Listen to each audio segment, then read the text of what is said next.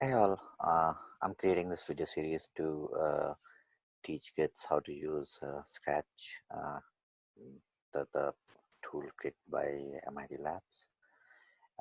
So let's quickly jump into it. So to start with it, we can go to scratch .mit.edu, and in here you can register or sign in if you've already created an account. If you have not, you can register and create a profile here using an email ID. And once you have created a profile and confirmed your email address, you can go to the create option to create your own Scratch softwares. So as part of this create projects option, you can once you get in there, it opens this Scratchy page with all the details options of how to create scripts, what kind of costumes you want to use, and all those things. So today let's start with our first project. So this is the canvas on which you'll be working, and this is the default sprite you have. There are options to change the sprite. You can go to this choose sprite from library and pick the sprite you want to use, but for now let's keep the sprite we have by default. In here, let's see, and so apart from this canvas, you have these scripts. So there are different types of scripts, like scripts talking about motion, how you want to move those sprites, if you want to change the looks of the sprite, if you want to sound the as part of the application you built, if you want to draw a line or other things uh, there, if you want to create a variable or create a list. This scripts are to catch or generate an event. These scripts are to control how you want to, what you want to execute and how many times. In here you want to, they want to sense or capture the event triggered by you. Operators are like figure out if some things are equal, alter them something else, or maybe add things or subtract things, and few additional blocks. So let's start with a very simple solution. So this is the scratch you have available on your canvas. Let's think about what we want to do with that. So the way it works is you click this green flag up here and the application executes. You click the red button in here and it stops. So let's start with events. So what we are saying here is when I click this green flag, do something. So the first thing, you click and drag in here. You left click and drag in the the the project area is this when flag is clicked event button. So now what do you want to do when the flag is clicked? So in this case, I want to do something in a loop multiple times. So let's go to control. Let's say when the flag is clicked, I want to do something 10 times. So I drag this repeat 10 times option. And then now the question is, what do I want to do 10 times? So let's say I want to move the scratchy from here to here 10 times. So this is more of a motion. So let's go to motion and look for option where using which you can move the uh, sprite from starting point to this ending point. So if you see the starting point here, the x values are saying the x value for the starting point is negative 240 and negative 180, y is negative 180. But when I move it here to the right, the x and y up here changes based on where the scratchy is, the sprite is. So it's like now it's 176 and negative 180. So what I want to do is move sprite. So x axis is like moving to the right is x, moving up or down is y.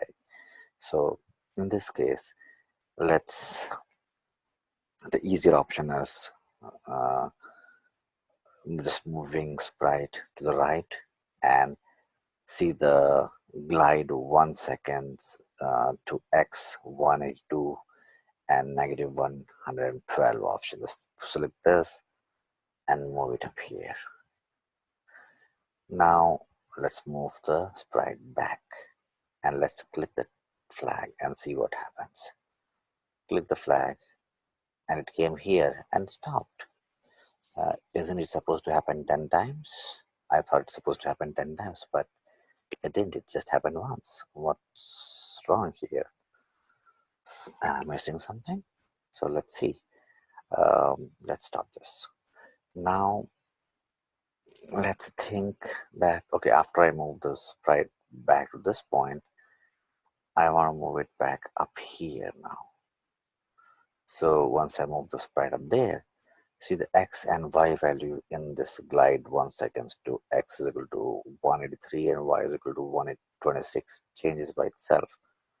So now what I'm saying is, after the sprite has moved to this bottom right corner, let's move it to the top right corner. So in this case, x, let's keep x as 182 so that it moves straight up instead of moving slightly to the right or left. So now let's click the green flag again, see what happens. So it's doing this now. This is interesting, and this will happen 10 times. So let's stop this now. And now what I'm saying is, now once it moves to top right corner, it should move to the top left corner. So in this case, once I move the sprite to the top left corner, the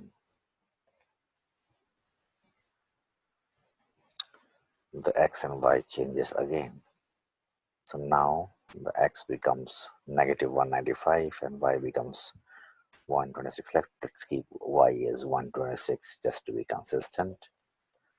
And now when I click the green button, the sprite moves from in this triangle. I want the sprite to go back to the bottom left corner. So for that, let's stop this and see moving the sprite to the bottom left corner here. So for that, I will have to drag another glide in here. And let's make it negative 195. And in here, negative 112 is same as the first one. So this, if I click flag now, this will move in a perfect rectangle format. The sprite or the scratch moves in a rectangle format in here. And let's actually draw some lines in here to be sure that this is what is happening. So let's stop in here. Let's go to the pen and let's start with a clear. So at the start of the loop, I'm saying whatever was drawn, like clean it up. Now I'm saying even before that, let's set the color I want to use is green for now. And let's um, start with, and at the end of the loop, I'm saying change pen color by 10. Let's see what happens now. That's interesting. Why isn't anything happening here? Oh, I forgot to do a pen down because pen is still up. So let's put the pen down. Now pen is down, then it will start writing. Yay. See, wherever the sprite moves, the line starts drawing, and at the end, when the loop is complete, it cleans up whatever it drew and it starts again. And at the end of loop, I am changing the color by 10. So every time it goes in a loop, the color changes. You might not be able to see the changing color because it's such a thin line. Let's do one more thing. Let's change the size of the pen too. So let's increase the size of pen by 1 every time. Okay, so let's start again. Now the first time loop, second time loop goes, the pen size goes to 2. Color is changing by 10 too, so it's green, light green. It'll move to thicker line, lighter green, and slowly the color is changing to aqua and might become blue, I think. But see, yeah, the color is changing as well as the line is getting thicker every new cycle or a new loop it goes through. So this is a pretty simple and easy to execute small program where we are just moving the sprite from left to the right to top left, and then back to the bottom left. And Scratchy or sprite is just gliding as part of this program. But in the next video, will show how to make the sprite actually um, walk, like you'll get the feeling that it's walking instead of just gliding.